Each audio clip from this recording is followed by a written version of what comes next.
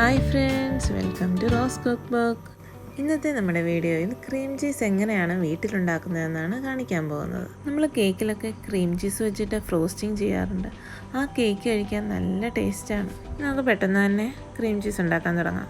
അതിന് വേണ്ടിയിട്ട് ഞാനിവിടെ മിൽമയുടെ 2 കവർ ഫുൾ ഫാറ്റ് മിൽക്കാണ് എടുത്തിരിക്കുന്നത്. അത് നമുക്കൊരു പാത്രത്തിലേക്ക് ഒഴിച്ചു കൊടുക്കാം.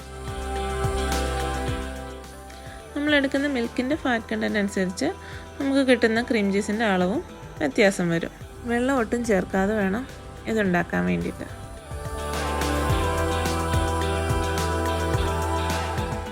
ഇനി നമുക്ക് ഗ്യാസ് ഓൺ ചെയ്തിട്ട് ഈ പാൽ നല്ലതുപോലെ തിളപ്പിക്കാം. ഇടയ്ക്കൊന്ന് ഇളക്കി കൊടുത്തുകൊണ്ടിരുന്നാൽ മതി, അടിക്കൊന്നും പിടിക്കരുത്.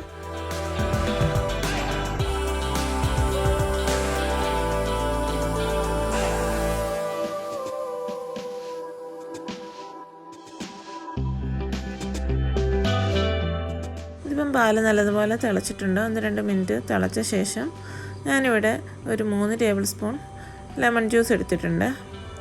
ലെമൺ ജ്യൂസ് അല്ലെന്നുണ്ടെങ്കിൽ വിനെഗർ ആയാലും മതി. അതൊരു 3 ടേബിൾ സ്പൂൺ എടുത്തിട്ട് ഓരോ ടേബിൾ സ്പൂൺ വെച്ചിട്ട് നമ്മൾ ഒഴിച്ചു കൊടുക്കണം. ഞാനിപ്പോൾ ഇവിടെ 3 ടേബിൾ സ്പൂൺ ഇതിലേക്ക് ഒഴിച്ചു കൊടുത്തിട്ടുണ്ട്. നമ്മുടെ പാല് പിരിയുന്നത് നമുക്ക് കാണാൻ പറ്റും. അങ്ങനെ പാല് നല്ലതുപോലെ പിരിഞ്ഞു, ഈരയും വെള്ളമായിട്ട് ഇങ്ങനെ സെപ്പറേറ്റായി കിടക്കുന്നുണ്ട്. പിന്നെ 1 മിനിറ്റ് ഒന്ന് തിളച്ച ശേഷം നമുക്ക് തീ ഓഫ് ചെയ്യാം. ഒത്തിരി ഇളക്കണ്ട, ജസ്റ്റ് ഒന്ന് ഇളക്കി കൊടുത്താൽ മാത്രം മതിയാവും. ഞാനിപ്പോൾ ഇവിടെ ഇത് അരിച്ചെടുക്കാൻ വേണ്ടിയിട്ട് ഒരു കുഴിയുള്ള പാത്രം എടുത്ത് അതിലേക്ക് ഒരു സ്ട്രെയിനർ വെച്ചു. അതിൻ്റെ മുകളിലേക്ക് ഒരു നല്ല കോട്ടൺ തുണി വിരിച്ചിട്ട് അതിലേക്ക് ഒഴിച്ചു കൊടുത്തു. ഞാനിപ്പോൾ ഇവിടെ ചൂടോടുകൂടി തന്നെയാണ് അരിച്ചെടുത്തത്. നിങ്ങൾ ചെയ്യുമ്പോൾ കുറച്ച് തണുത്ത വെള്ളം കൂടെ ഒഴിച്ചിട്ട് ചൂട് പോയിട്ട് ഇതുപോലെ ഞെക്കി പിഴിഞ്ഞെടുത്താൽ മതി. അല്ലെന്നുണ്ടെങ്കിൽ കയ്യിൽ ചൂട് വരാൻ ചാൻസ് ഉണ്ട്. ഒരുപാടങ്ങ് ഡ്രൈ ആക്കേണ്ട ആവശ്യമൊന്നുമില്ല. പനീറൊക്കെ ചെയ്യുമ്പോഴാണ് നമ്മൾ ഒരുപാട് ഡ്രൈ ആക്കുന്നത്.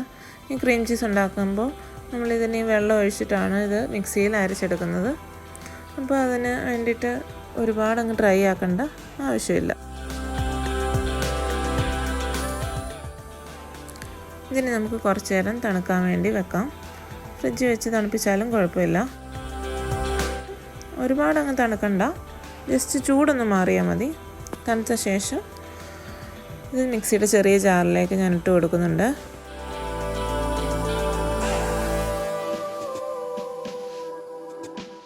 ഇനി നമുക്കിതിലേക്ക് മുമ്പേ അരിച്ചു വെച്ച ആ വെള്ളം ഒരു 3-4 ടേബിൾ സ്പൂൺ ഒഴിച്ചു കൊടുക്കാം.